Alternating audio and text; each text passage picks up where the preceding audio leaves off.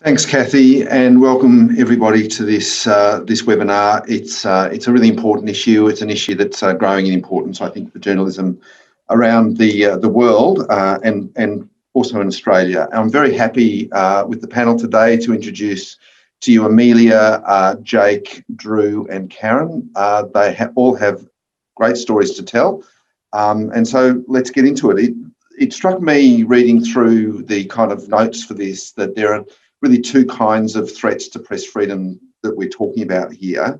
One is as imposed by laws, by governments, by things like defamation law, suppression, that kind of thing, by the instruments of the state, police, and so on. And you'll be hearing some of those things today. The other really emerging is from the people formerly known as the audience, who now have free access to our social media accounts and can harass, troll journalists online in ways that are also affecting the ability of journalists to do their jobs.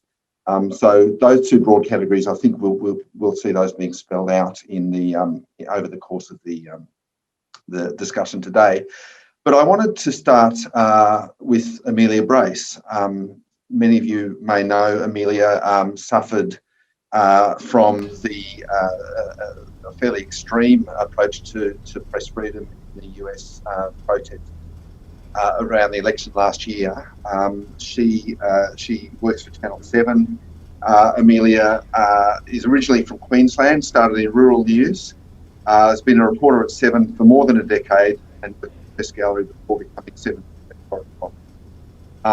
and you, Amelia, were stuck in the US due to COVID at the time of the incident last year, but you're now back working in Sydney in the past 6 months. I gather you've got something to show us before we end the discussion.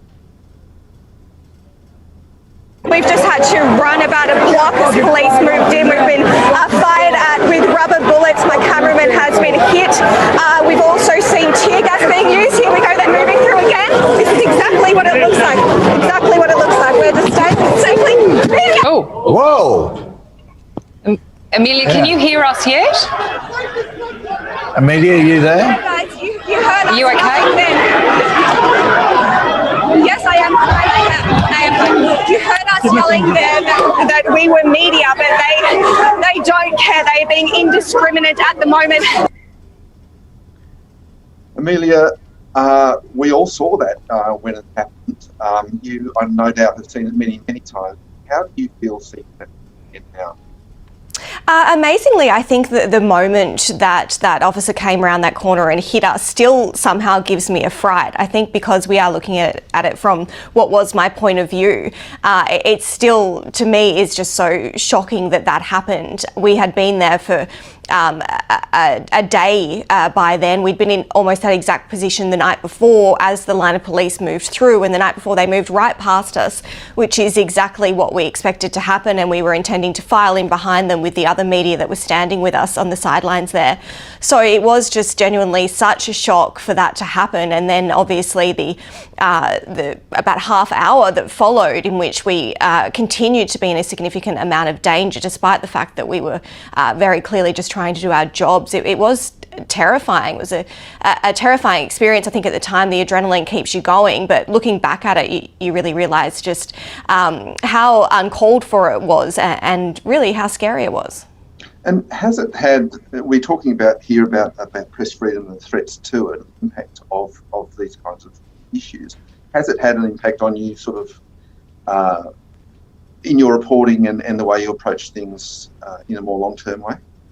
Not necessarily on the ground. We were there for 10 days after that in protests. We had to spend the rest of that night till 4 a.m.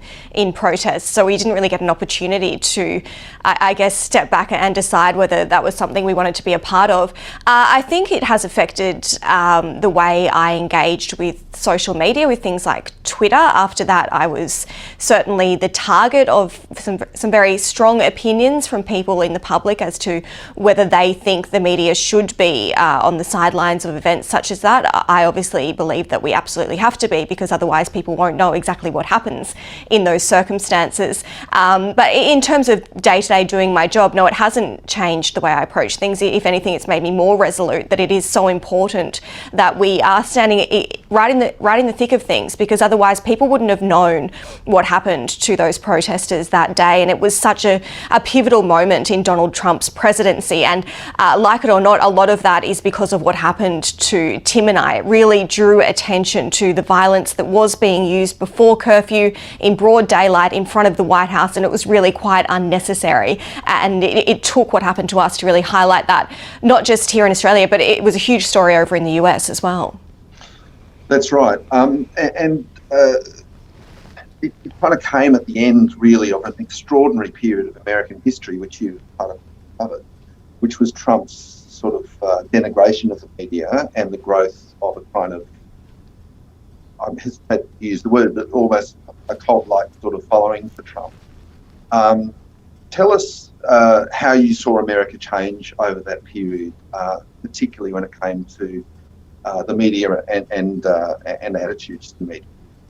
Well, the change was quite remarkable. I was there for 4 years, so as you said, almost exactly Donald Trump's presidency. And when we were first there, it was this amazing movement. It really felt like it was this people power movement, that there was, I guess, an outsider in Washington, D.C. who was more worried about the people on the streets than looking after the bigwigs. But over the years, as you saw, that really changed, and it did become dangerous in many ways. It became dangerous, as we saw with things like coronavirus, people not heeding public health advice, because one thing I did learn is Americans really don't like being told what to do by anyone. And if Donald Trump cast any doubt over treatments, vaccines, social distancing, it was so easy to stir up this mistrust in the community. I think in terms of a journalist, it was alarming to see how much the rhetoric of fake news, media being the enemy of the people, how much that developed over time, and how hostile crowds became over time. At the beginning, when we would go to Trump events, we would just do our jobs. You are an observer, you stand there, you're not part of what's happening. You are watching it, you're taking notes, and you're reporting back. But towards the end, well, not even the end really, about halfway through, it started to be that we were a player in these events. We would be at a rally and the crowd would be encouraged to turn around and yell fake news and point and jeer, and that's what you see in the wide shot when you're standing at one of these events. But when you're actually standing there are people who are abusing you constantly while you're trying to listen to the president, and they're being encouraged to do that, and it almost seems like whoever can have a go at you the most is the more encouraged by their mates surrounding them. So that was something that was already happening before we saw all these events unfold last year, and it really just felt like in those few days in late May, June last year that the US just capitulated. All this tension that had been growing came to a head, and it was between these two different parts of society, but it was also between parts of the community and the media. And what happened to us was just one instance of many instances across the US in those few days where the media was targeted by police, but also by members of the public. Do you feel as if it's had an impact on the media more broadly, has it become more defensive? Has it become more offensive? Is it cowed by this idea, I suppose, that a large portion of the public thinks that they are producing fake news? I don't think a large portion of the public does think that. I think a very vocal portion of the public thinks that, and really want everyone else to hear it. I can, I guess, only speak for myself. It certainly hasn't deterred me doing my job, but I wouldn't blame some people who didn't want to attend protests in future, who didn't want to attend political rallies, or even people that just get frustrated when they're trying to report something quite straightforward and you just constantly met with doubt and people challenging what you're saying just because it's you that's saying it. One thing about the media landscape in the US is that there is a lot more bias. There are TV stations who blatantly support one party, not another. And for me, as an Australian, it was hard to explain that on a whole, that's not acceptable here. There are times where you think you can see a bit of bias in reports. There are certain organisations that are seen as anti-government, but not necessarily supporting one party. So I think while that exists, while there are organisations that are blatantly backing one side, and some people only watch that news as opposed to another. It's very hard for people to get the whole story. It's interesting this is all happening in a country with a First Amendment where, we can only dream in Australia of the kind of free speech protections they have in the US. How did those two kind of movements interact? As I said before about Americans they don't like being told what to do. They also are very defensive of their rights. You can get them quoting all the amendments of the Constitution in a walk down the street. And the First Amendment was something people were really speaking about in those protests, including our right to be there as media. And a lot of people were more alarmed about the fact that our right to report on what happened was impeded rather than the fact we were physically injured and quite terrified. And I think that that's something that is important about the right for these people to take to the streets and legally protest. And that's something that, as I said, was taken away from them that day. And these people were treated very brutally by the police force, ironically, in a protest against police violence. And I think that the lawsuits and things that we're seeing since are really focusing on the right of assembly and the right of free speech and the freedom of the press. And that is something that's taken really seriously over there. Of course, we saw, the attacks on democracy, I suppose, escalate after that date, including attacks on media there. But I think everybody, that's part of our shared history now. Everybody knows about that. What I'm interested in, probably for our final question now, Amelia, is to ask you, you've been back in Australia now for 6 months or so. You've had a chance to work as a journalist in Australia again. How do you perceive the attitudes, the kinds of things you've been talking about? How does Australia compare? I think it's dramatically better in almost every way you can think. Not only that I feel a lot safer, I also feel a lot more freedom. And I think the only thing that's more difficult in Australia is vox pops. In America, everyone in the street wants to come up and tell you their story for exactly 10 seconds, which makes life easy. But otherwise, dealings with the government at any level are more streamlined, dealings with the public, and I think just the general respect and appreciation for the media is a lot better in Australia, and I think that's something we should be very grateful for as someone who has seen about as bad as it can get. So that's an interesting distinction you draw there. I think the people tend to be, First Amendment's very much in mind, more open, but with the exception of Trump, perhaps governments and official access to sources of information more difficult here. Does it in some ways do your head in that that distinction is the case? Yeah, absolutely. And there are so many things about America and the way of life that are conflicting and don't quite make sense, and that is one of them. Also, a part of it is that I am a native Australian. I understand how things here work, and that for that reason I can access them, I think, in a more easier way. And there are other distinctions in terms of the court system over there. Very often we were able to take a camera into court and basically film whatever we wanted going on. That's not something we can do here. So there are plenty of comparisons, but I would say on a whole it is much easier to operate as a journalist here. And do you think that's better for democracy, that sort of quite radical free speech agenda? We saw it go a bit wrong under Trump, but on the whole, do you think, have we got it right, or have they got it right, or is there somewhere in the middle? I think there is a balance in the middle. I'm obviously all for free speech, but I think there's a lack of listening over there, and that is the problem. There's just so many people screaming at the top of their lungs because they have the right to. No one's actually taking the time to listen to the points that they're making. Whereas here, perhaps people are less passionate about issues, but maybe we've got a better middle ground. Thank you, Amelia. I'm glad we got to that point. I think it's a point very well made. I'm going to bring in Drew Ambrose now. G'day, Drew. Drew's been having some technical issues, but things seem to be working all right. So see how we go. But so Drew was born and raised in Melbourne. Cut his teeth as a current affairs journalist for ABC and SBS, and then in 2011 moved to Malaysia to become one of the youngest ever on-air international correspondents.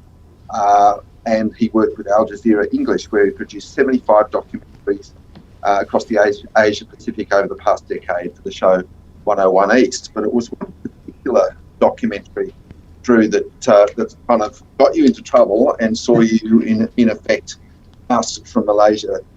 tell us what happened to you. Talk us through that story. Yeah, I mean, compared with listening to Amelia's experience, mine was a little bit different. I mean, we produced a piece of journalism that prompted fury from a government in a country which had the worst slide in the press freedom rankings this year. Yes, I work for Al Jazeera English. We have our production offices in Malaysia, and we have a reputation for kind of producing hard-hitting stories across the region. We've had a Malaysian Prime Minister accused of corruption walk out of an interview twice and then come back.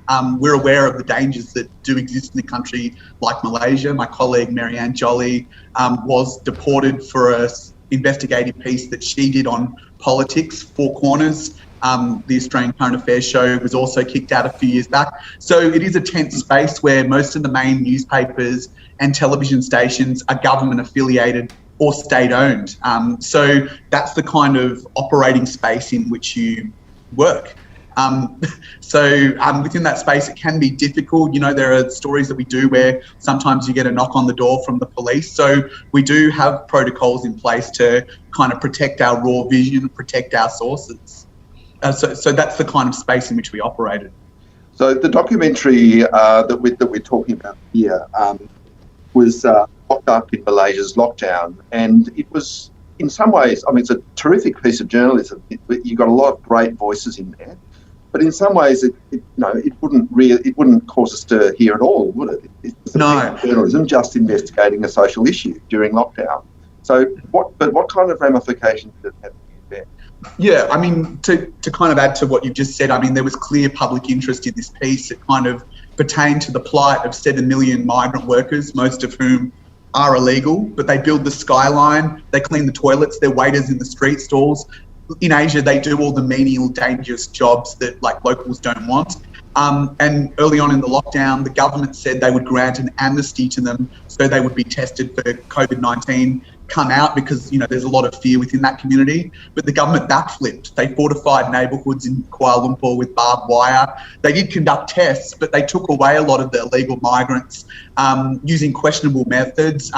They were cramped into trucks, put into poorly run detention centres, where inevitably these jails became COVID-19 hotspots. So, in PPE, myself and my cameraman Craig Hansen, we went out and kind of, from secret positions, we filmed some of these actions happening. We also had a lot of user-generated content from communities that were filming inside these razor wire areas, and then kind of with my producer Jenny Henderson and I, we produced this documentary. And then when it broadcast, I mean, all hell broke loose.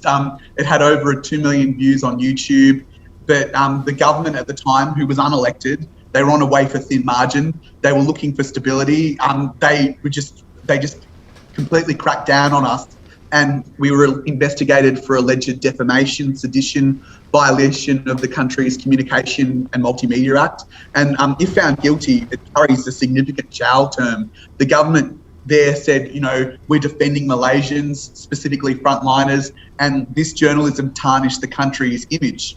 But they didn't produce a shred of evidence that kind of refuted the claims that were raised in the documentary.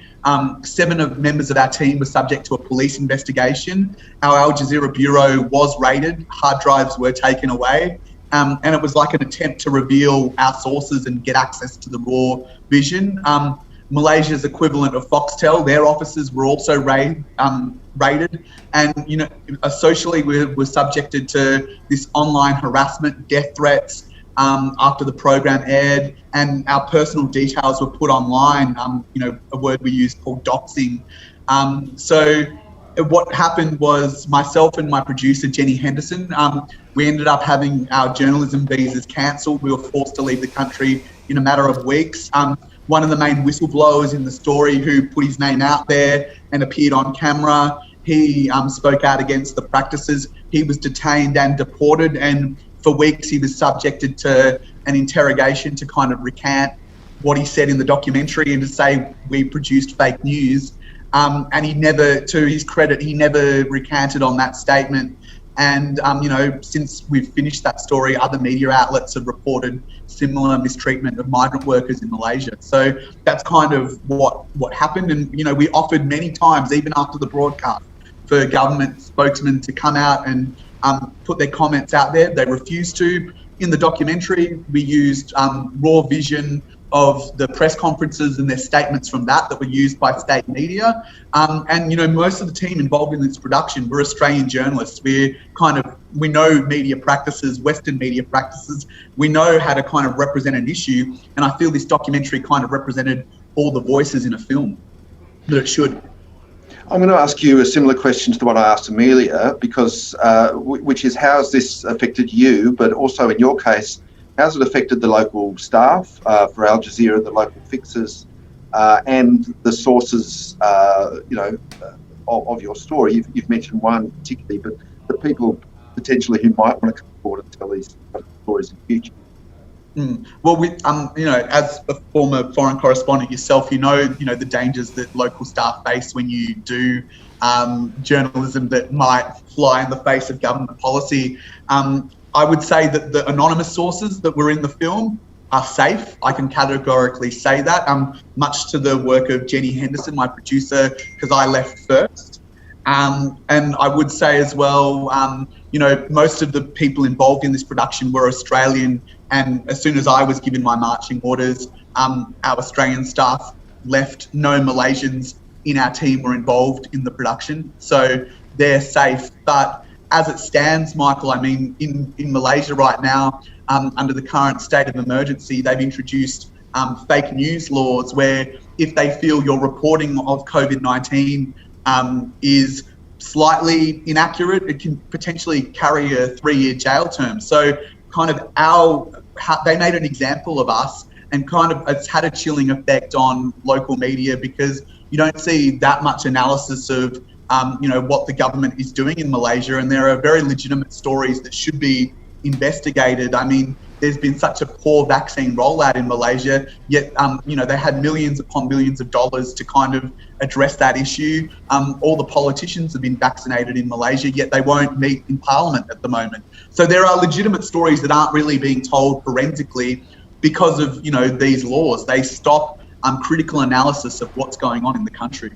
It's fascinating actually to see a term popularised by Trump, fake news, being rolled out not just in Malaysia but in other countries to really clamp down on news and in fact create fake news or the absence of news.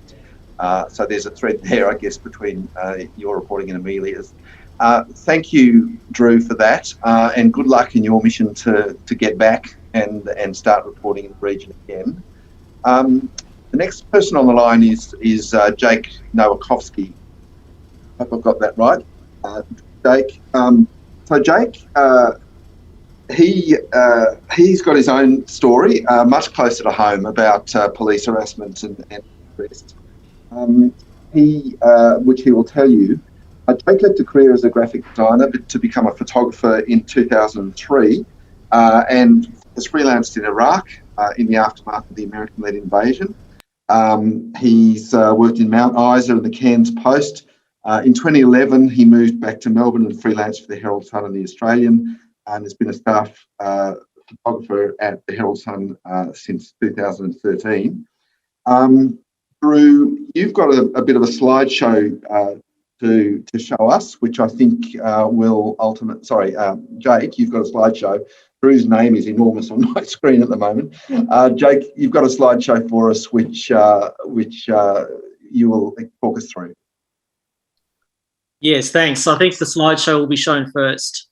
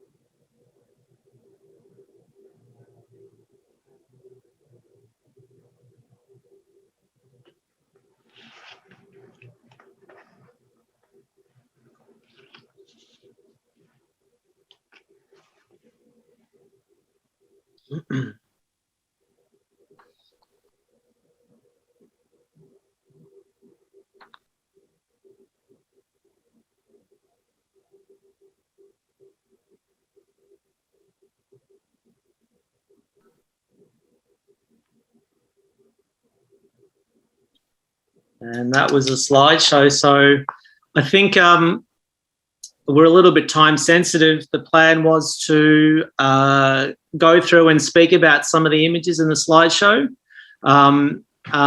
within the context of what we're talking about today.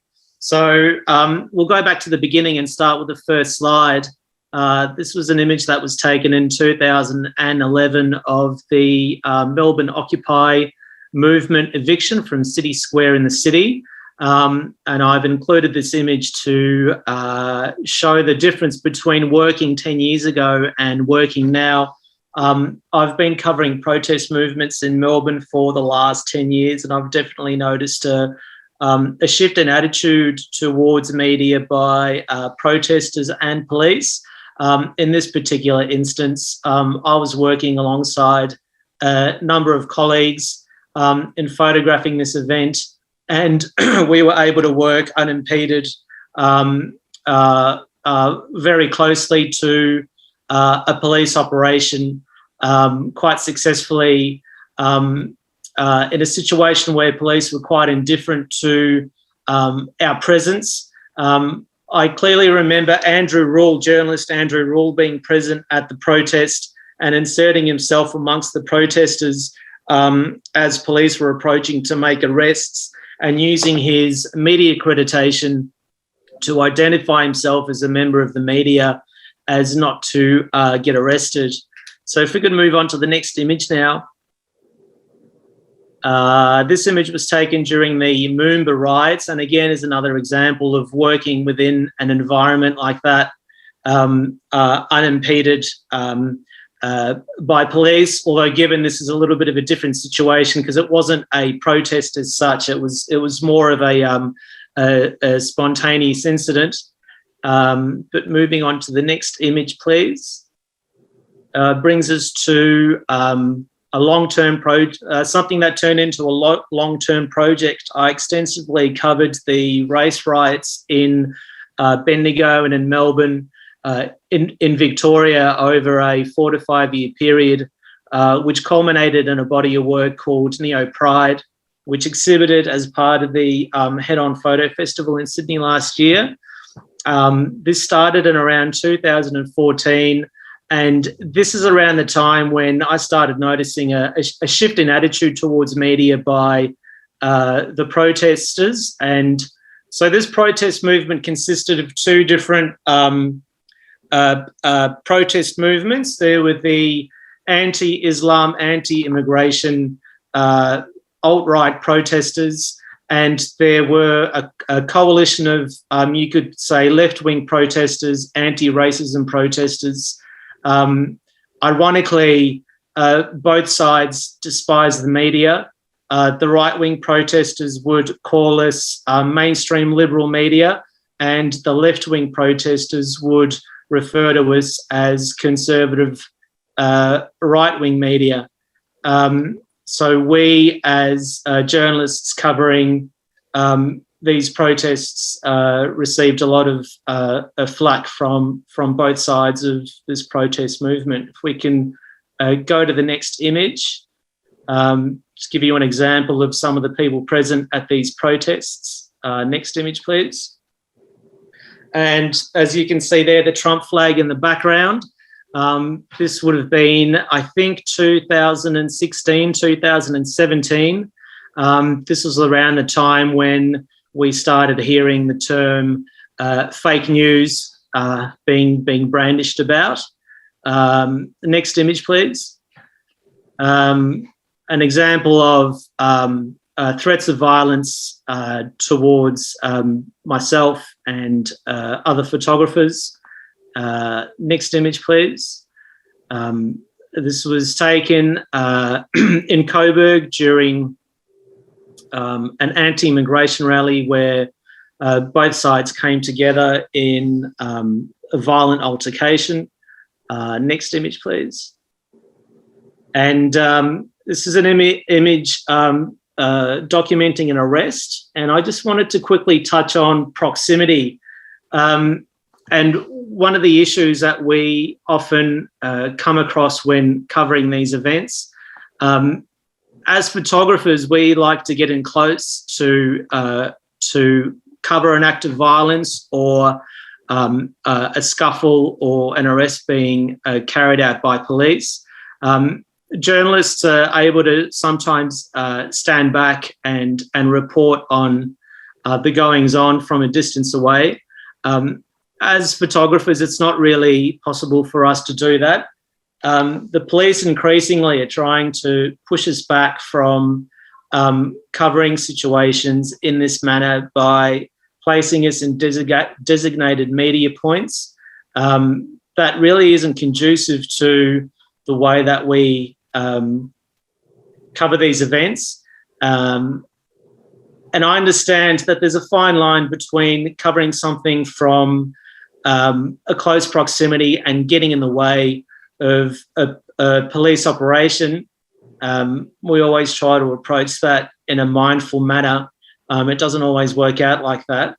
But, Jake, can I ask you, do they put it to you, do the police put it to you that it's for your own safety, or do they put it to you that you're interfering in a police operation? I think it's put to us that we're interfering in a police operation. I think, generally speaking, in this regard, they see us as a nuisance. Yeah. I'm moving on to the next image, if we can. An example of a post pepper spray makeshift triage area, and in the background is a colleague of mine, Alex Koppel, photographer from the Herald Sun, who had been affected by pepper spray.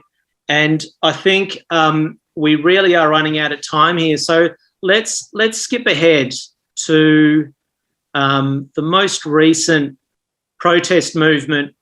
Let's go back just one image, please. So the most recent protest movement is obviously the anti-COVID restriction lockdown protest movement. I've included this image just to show you the infiltration of the Proud Boys movement within this protest movement. And so moving on to the next image, please. And I think we should probably go to the end. The last two images. The last image here. So this image was taken very recently at a protest where a colleague of mine and myself, Olivia Jenkins from the Herald Sun, we were covering an anti-vax protest, and we were arrested by police. We were handcuffed, and we were given a $1,650 fine and given a move-on order during this particular event. And what was the reason for that? The reason was that the charge was that we had neglected to follow the advice of the chief health officer by congregating in a group of over 20 people. Yeah. Well, thank you. We are out of time. We're out of time, unfortunately. So we will have more questions for the end, and I would like to direct some to you, but I'd like to bring in Karen Percy, who will talk to us more generally about the sort of press freedom issues that we're facing. Karen began her career with the ABC in Adelaide and worked for the national broadcaster for over 30 years. She's also worked for Panel 10, the Canadian Broadcasting Corporation, and was a freelancer in Moscow. And she was the ABC Southeast Asia correspondent from 2006 to 2009. She's now a co-vice president of the media section of the MEAA. And she also works for the Dart Centre. So a couple of the questions that I've asked Karen go to the question of how this kind of harassment, both official and online, can affect journalists, and perhaps putting that hat on, you can talk about that. Yeah, look, the trauma or the vicarious trauma, secondary trauma, and of course, the direct trauma. I mean, looking at Olivia and Jake in handcuffs there, Amelia's sort of thumbs up on camera to say, I'm okay. And then, Drew's experience as well. It's all pretty frightening stuff, and it's all escalated in recent years. So it is something that we need to be very mindful of as reporters, of that, we are being put in a traumatized position. It does affect us, and we need to look after ourselves and look after the people that we are we're interviewing as well. But let me put on my EMEA cap for a minute and look at our recent press freedom survey, which addressed some of these specific interviews. 1 in 5 media workers who took part in this survey said they had been harassed by police in the past 12 months in doing their jobs. One thing I noticed with Jake's photographs too was not just the kind of the images of the difference between 2011 and kind of now in terms of proximity and the aggression, but also the militarisation of what the police are wearing. That's something I've really noticed coming back to Australia since 2013, having lived in Southeast Asia and also Moscow, where there's it's sometimes really hard to tell between the military guys and the police. So what was really troubling about the most recent event with Jake was that not just that Jake and Olivia were arrested. Now, eventually Shane Patton, the police commissioner, did issue an apology saying, look, that wasn't right. But it's just the way police are handling and responding to these kinds of situations. We understand that these are volatile, moving, fluid situations. Police are having to make split-second decisions, not just about the events, but about people. So we understand there's a huge amount of pressure there. We understand the police have a job to do, and it's not an easy job. But we are working there as well. It's not just in rallies. It's in the front of the magistrate's court. It's sometimes that random press stop at a roadside press stop for a working conference. So this is where we work as well. And so this is a work health and safety issue as much as it is just a press freedom issue. I guess they're one in the same to some degree.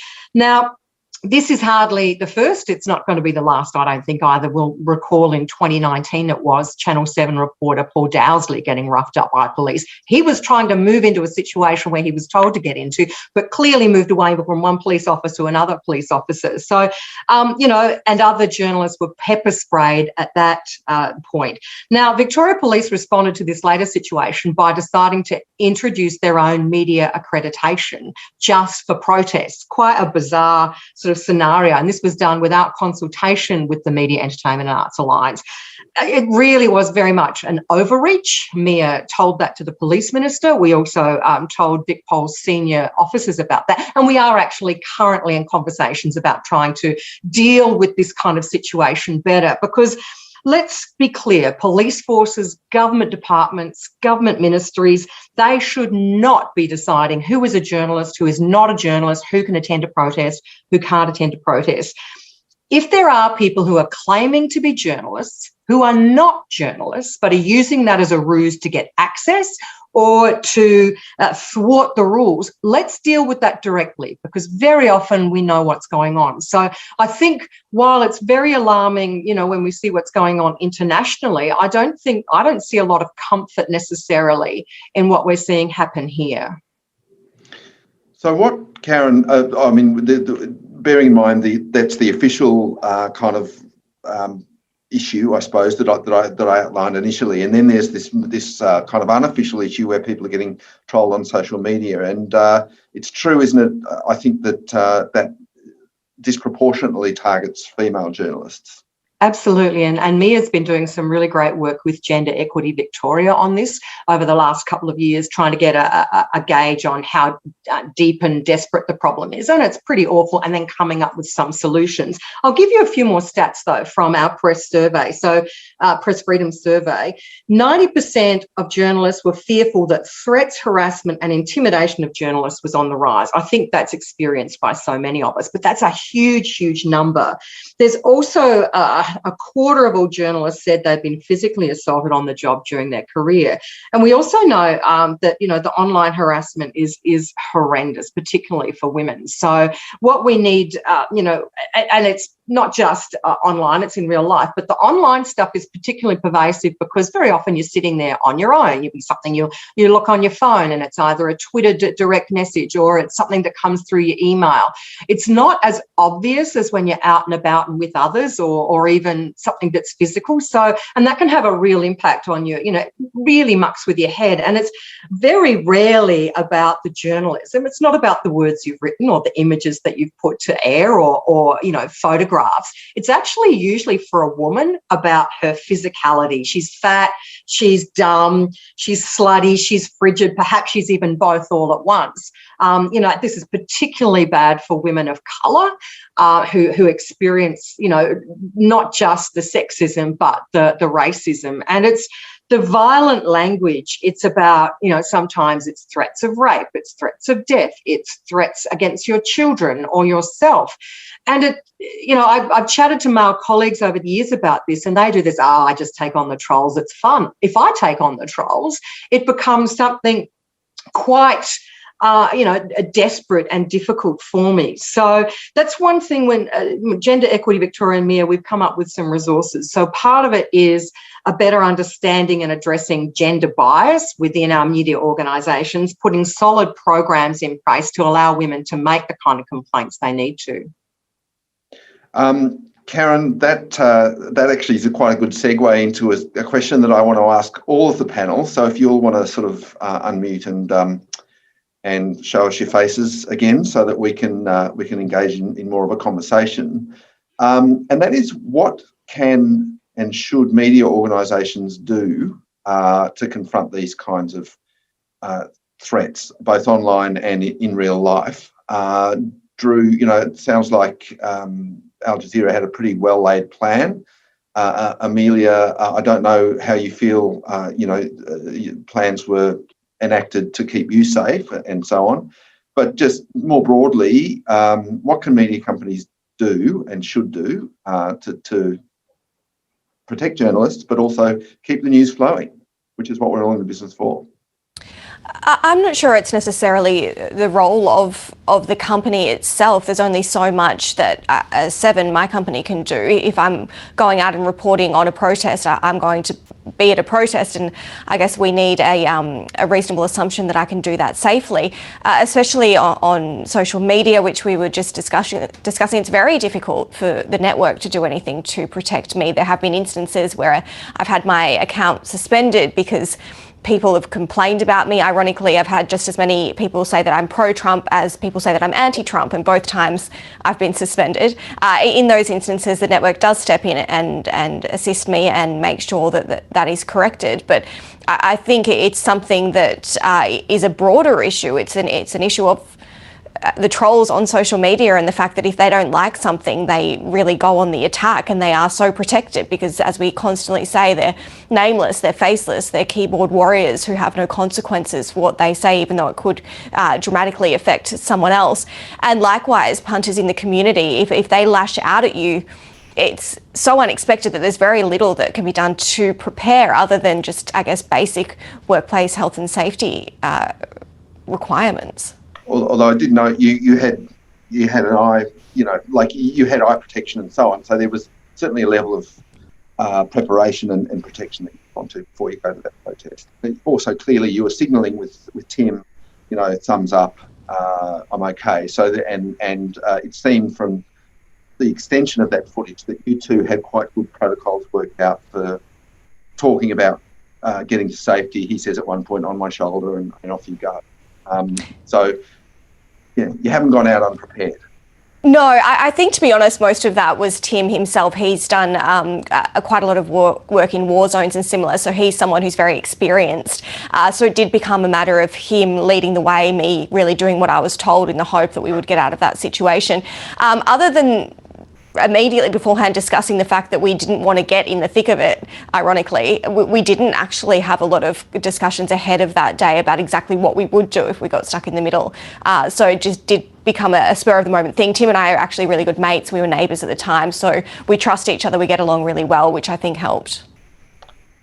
Jake, Drew, would you like to jump in on that question of the responsibility and the role of media companies? Yeah. Yeah, I could say something about that in regards to being arrested and experiencing overzealous policing and overzealous police attitudes towards media at events like that. We need the support of our editors and the company that we work for. Now, I've only been arrested once in the line of work, but I've been threatened with arrest many times, and I've had lots of altercations with police leading up to this. So when those things happen, we need our supervisors, our managers, our editors to get in touch with the relevant people in VicPol and defend us on our behalf to make sure that things don't eventuate in something like an arrest. Drew, you're on mute. You're on mute, Drew.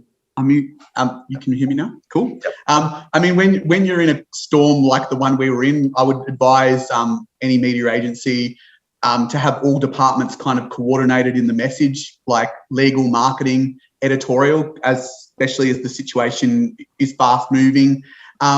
Have a plan on how to protect sources, information, equipment beforehand. Be legally prepared for interviews and raids, and you need extremely good legal representation in the country who is familiar with cases, laws, defending freedom of speech, and also even in the public messaging. Thankful to the Melbourne Press Club and other groups like the MEAA and even Human Rights Watch and groups like that. Let them speak for you. Don't kind of engage with the trolls or the people kind of trying to aggravate you and trying to get a public statement out of you. And, in a police interrogation, I mean, I was very upfront with them. I had the script of the documentary in my hand and I said, so we're here because it's seditious. So where is it? Like, show me the lines. And the cop said, it's all malicious. And I went, oh my God. And a good thing I had a Mars bar in my bag and I kind of gave it to him as a gesture of goodwill to kind of break the tension down. So they are very serious situations, but in a police kind of interrogation, I mean, it's important to keep your cool, but also kind of assert your rights. And, when you're making a statement, make it very clear that your rights, the people who you've interviewed, their rights. And that's what I did in the police statement. And I'd advocate that to anyone in that situation. So did the Mars bar help? So in a Malaysian situation, you have 4 policemen interviewing you, one like there. And, the other guys were quite stern, but the guy on my back kind of let off like a little chuckle. So in some ways it was a diffusing situation. Because it goes for, once you're 2 hours in, you kind of lose the realization of what you're actually doing. And it kind of happened at that point. So it kind of jolted me back into reality. I'm going to start carrying around Mars bars to protests from a great idea. Maybe some small ones, otherwise you'd weigh you down a little. Michael, can I just weigh in about kind of some of the factors about why this is happening? And it's not just in extreme situations like this. We're starting to see, whether it's the Trump factor or whatever, we're starting to see this pushback more generally. This whole idea that journalists can't be trusted, that we're untruthful, that we're play loose and fast with ethics, and that we don't know how to do our jobs within the law. And you see this at the pushback of politicians who say, I don't agree with the premise of your question, or belittle you. We see this when it comes to court suppressions, closed court orders, the attitudes of some judges and some defence lawyers. And in fact, the Press Freedom Survey found that 2/3 of journalists believe judges were actively discouraging open courts and were taking a more aggressive view of media reporting, and that 18% of journalists said they'd had a story affected by either a non-publication order or a suppression. So it's all of that stuff together that leads to this sort of mistrust, distrust, etc. And it's the farcical freedom of information set up here. It's the fact that you try and get an answer from a government department or a minister that takes days and days or weeks and weeks to come back with no comment or some non-answer. It's this utter contempt for us and for the freedom of the press and for journalism. But it all feeds into this, well, why do we care about you, and why should we worry that you're not getting information. It's all part and parcel of just this hostility, and some of it's physical, and a lot of it is just not allowing us to do our jobs. And there's no, it happens with impunity. I worked in Southeast Asia and, used to look over the border in Cambodia or into Burma or down to the Philippines or even Malaysia at that time and kind of go, oh, those poor journalists down there. And it's not as extreme here yet, but we've got this really awful kind of lack of appreciation for what we do, not helped by the authorities, whether it's the police or politicians or even business, etc., that we're not to be trusted and why should, and no value for what we do. And we really need to push back on that. Yeah, I think actually that came out really strongly in what Jake was saying about the people at protests, both on the right and the left, disparaging us. And Amelia, even to the point where you're trying to do a vox pop on the streets and people won't talk to you because they think you've got false motives. I very much noticed that when I came back from Asia, where people are, and in the Middle East and basically anywhere outside Australia, where people are quite happy to talk and get their stories out. We've got quite a few questions lining up now on the Q&A, and if anybody's got any more, and we are running out of time as well, but we'll try and get through a few of them. One comes from Mark Phillips, and it's for Amelia. How was the experience of testifying before Congress, and has there been a positive outcome for press freedom or journalism from that inquiry? I said at the time it was more terrifying than being in the riot, and I think that was quite accurate. It was a very challenging day. It was 3.5 hours that was broadcast live across the country, being grilled by members of Congress. There were a lot of, tricky questions from both sides, which were to be expected. Obviously, the Democrats were trying to get me to say things in a negative way about Donald Trump, and Republicans were trying to do the opposite. So I was very determined to do neither and just tell the truth, say what I saw, and really stick to my guns as a journalist. In terms of what that achieved, it's, I suppose, quite similar to an inquiry in Canberra. It's a lot of talk, it's a big headline on the day, and then a few months later you look back and think, I'm not actually sure what came of that. I don't really know if there has been an improvement in the treatment of the media in the United States. Obviously, we're about 4 months now into the Biden presidency, about 100 or so days. I do think it will improve, and it's got nothing to do with the fact that he's a Democrat or who he is, but I just think already we've seen some of the heat of that rhetoric die down. I think a lot of that had to do with the attack on the Congress in January, but also just the fact that I guess we don't have a leader feeding the beast over there every day, stirring the pot. I think will help, and hopefully we might see some changes over there in the treatment of journalists by the public, but also the police and the government. Yeah. Well, it's yet to be seen, but going back to what Karen said, in Australia anyway, it doesn't seem to matter whether it's a right-wing government or a left-wing government. The attacks on freedom of information and court suppressions and defamation law and those other kinds of things are just as bad under either. We've got a question. I'll stick with you here, Amelia, but also go to the other two, from an anonymous attendee asking, how do you prepare or protect yourself for potentially aggressive situations? And what support is available for journos, in Australia? I didn't hear the start of that question, sorry, but I'm happy to repeat that. How do you prepare to protect yourself when you go into a potentially aggressive situation? Well, it's very hard to, because you don't know what to expect. And as I mentioned earlier, you shouldn't expect what happened to us. We shouldn't expect to be gassed, hit with rubber bullets and bashed by the police. And that was something that was, I think, probably the most upsetting thing for me that day was 20 or so minutes in, as we were still running, because it went for blocks and blocks and blocks. It was such a weird feeling for me to be running away from the police, not towards them, because I think growing up in a place like Australia, we are led to believe that the police are there to protect us and to help us. And again, the irony is that's what that protest was about, because there are so many people in the US and throughout the world who can't turn to the police for that protection. So it is really difficult to prepare. Obviously, you want your media ID. If you're expecting gas, you want masks, goggles, that sort of thing. But otherwise, it's just about being alert and being ready to report on what's happening from, I guess, the safest place you can possibly be while doing your job. Jake, any reflections on that preparation when you're going into one of these situations?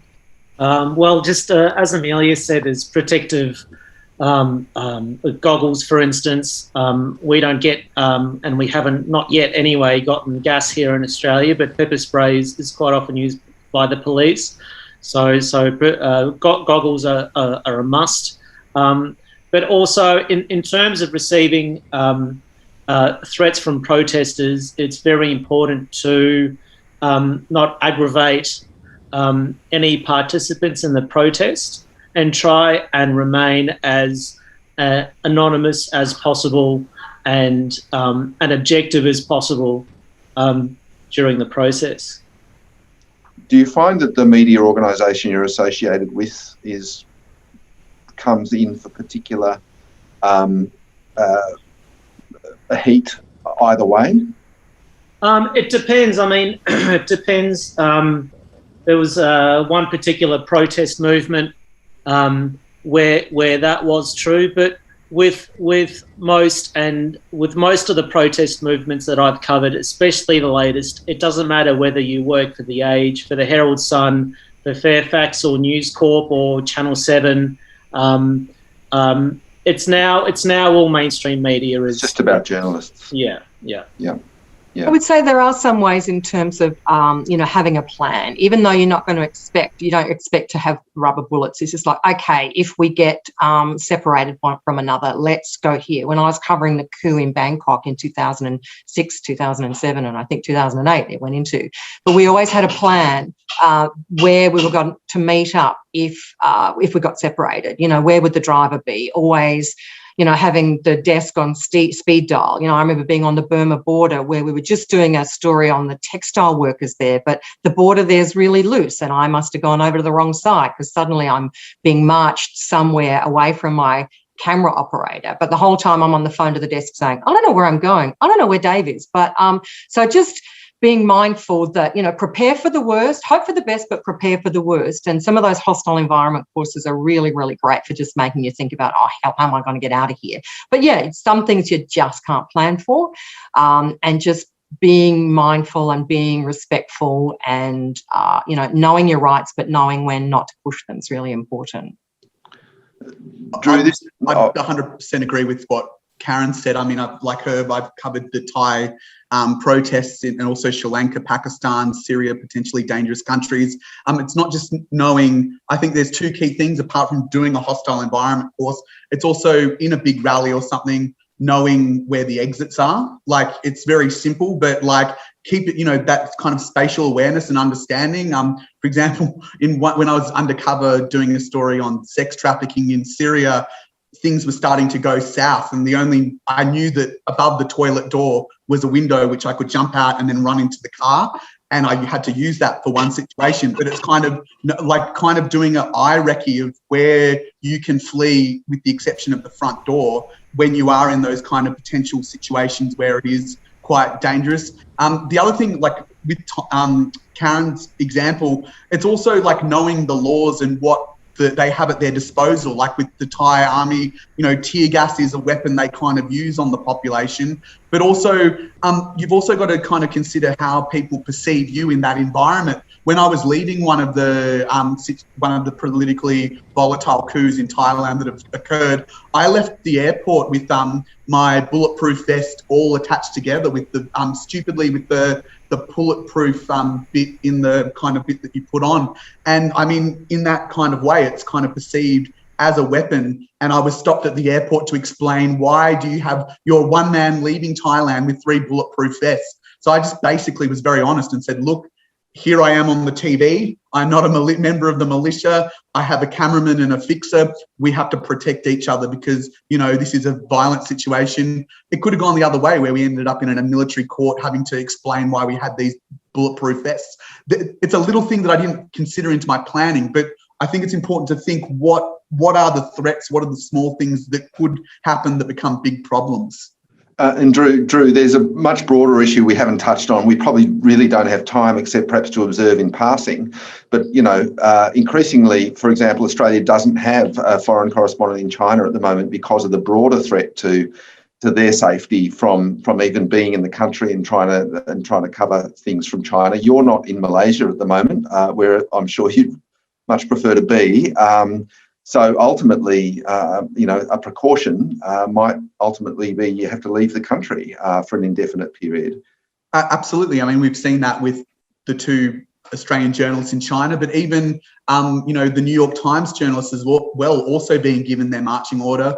I think a lot of Asian countries are looking at that and going, if China can do it, then we can do it. These people are guests in our country. The visas are conditional. I think, as you well know, as a correspondent in Indonesia, there are lines, West Papua in Indonesia, for example. Very much so. I think every correspondent thinks, should I cross that line? Is there a definite interest in telling this story? And I tell you what, I felt that this story was a little bit of a line, but it was in the public interest at the time. Like, everyone was locked in their houses, not knowing what was going on with, migrant workers and stuff. I do not regret doing it at all, even though I've kind of lost my correspondent status in Malaysia. What's the point of being a correspondent if you aren't reporting on those difficult topics like Xinjiang, West Papua, the plight of migrants? What's the point of being there? So I kind of make no apologies for the journalism we did, and I would encourage any correspondent not to be deterred by my story. Keep kind of exposing truth and injustice. I couldn't agree more, but obviously it does have a big impact on press freedom when your ultimate freedom to even report from the country has been taken away, in effect. We've probably got time for one more question, I think, or perhaps two. And so there's one already on the screen on the Q&A section. If anybody else out there is burning to ask a question, get your itchy trigger finger going, because you'll probably get the last question. This is another one from Mark Phillips, and it's for Jake. What can be done to improve the way police recognise the role of media at protests? Is it a simple matter of accreditation, or does it involve a more structural change to the approach from police and their commanders? That's a good question. I think a more structural approach is something that needs to be looked at. I think education is very important, and I know that does happen. I've been told that police are educated on the role of media at the police academy.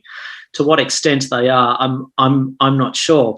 And there is a police media unit who were very present at a lot of the anti-COVID restriction protests last year, and they act as a go-between, as a liaison between the commanders on the ground and the media on the ground. However, having said that, as good as their intentions are, they sometimes try to micromanage and get in the way of us doing our jobs.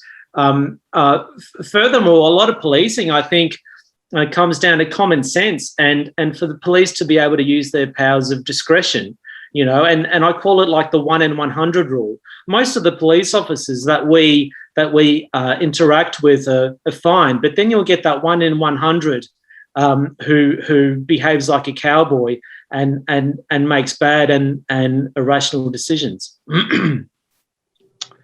Look, it's been a fascinating conversation. We've got to wind it up now. I just wonder if there's any last comments that any of you feel we haven't covered or that you're desperately keen to make. I might add one of my own, which is simply that if we wanted an easy life, we wouldn't have been journalists. That there are many difficulties that Karen, the sort of more everyday ones of FOI, defamation, suppression, media units who stand in our way as gatekeepers are among them for many of our audience, and right up to arrests, deportation, violence, police harassment, and so on. I guess we're all in it for the right reasons, which is to inform our audiences of important happenings here and in the world, and my I guess putting my editor cap on, it's all about being persistent and finding a way through or around those obstacles, and believing powerfully in the value of what we do every day. I would add to that. Michael, that we need to actually shout that from the rooftops, that what we do is actually really important. And, you know, we lead to change. Sure, there's petty stuff and silly stuff that we cover, but, you know, in the main, the work we do actually makes change. And we're not very good as journalists at getting on our soapbox and telling people how bloody good we are at these things. You know, at awards nights, we're really good at it, but I think that's one of the things we need to do is constantly reinforce to members of the public, to politicians, to police, to whoever will listen about the importance of what we do and why it makes a difference. Hear, hear. And with that, we're in furious agreement. Thank you to all of you. It's been a great pleasure, and I hope our audience has got something out of it. Thank you very much.